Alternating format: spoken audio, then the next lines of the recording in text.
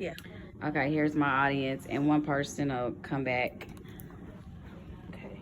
And when I get to 5 minutes, tell me when to stop, okay? Okay. Hi, my name is Camila, and I am doing my informative speech over the pros and cons of virtual visits and inpatient visits, and how the coronavirus has affected patient care of virtual and inpatient visits.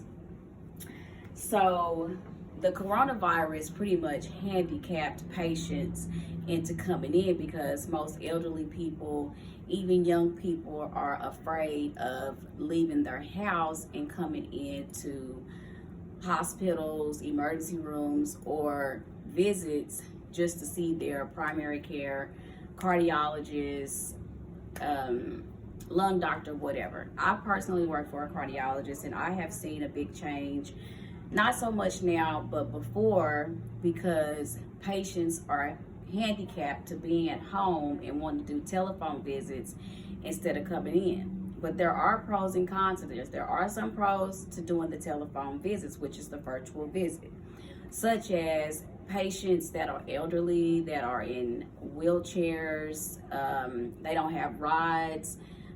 Also, simple virtual visits. If you just have like a medication refill, that can be done over the phone instead of actually coming in for a visit, having to pay a copay, because the coronavirus has also affected homes, families, financially. Although the coronavirus has been a nightmare. Hold on 1 second, I got off track. The benefits, let me rewind. The benefits of virtual visits during the pandemic.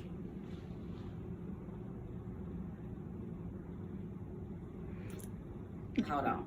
You want me to stop? You want me to stop? No, don't stop. I just got off track. I'll be right back. Let me get back on track. Okay.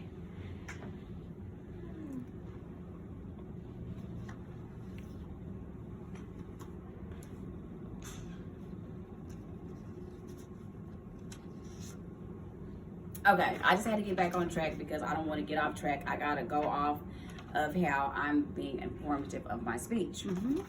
But anyway, with the elderly, since I work for a cardiologist, most elderly people that have heart problems also have ride problems as far as getting rides to the hospital. So it benefits them by doing it virtually or over the phone. Also, it cuts down on cost for the hospital and patients, because it costs for everything these days, for masks, gloves, sanitizers, everything in that sort of nature. Also, Oklahoma's weather could be very dramatic. Okay, so we never know if it's going to be a tornado, ice, sleet, snow. So that benefits elderly and everyone to do patient care visits over the phone or by the computer.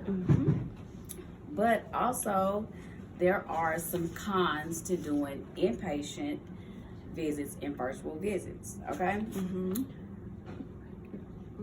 Doctors are not able to properly examine their patient and give proper diagnoses to their patients by doing visits over the telephone, because sometimes patients in their homes does not have proper blood pressure cuffs, weights scales to weigh themselves, thermometers.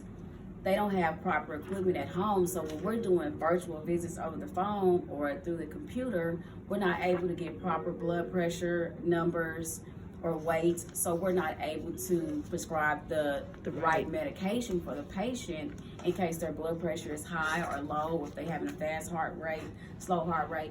So with them staying at home instead of coming in, we're not able to properly diagnose the patient. So that rises up death rates, health issues, etc. So you're just not being properly diagnosed when you're doing virtual visits over the phone or by the computer.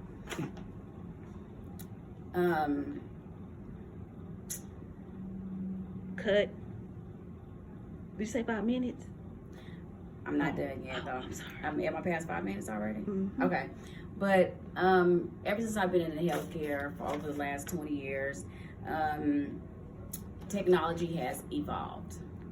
It actually is a good thing in some circumstances, but it also is a bad thing in others, especially for people to be healthy. You have to come in and get properly diagnosed instead of doing virtual visits. Although there are some benefits and there are some not benefits, pros and cons, I meant to say.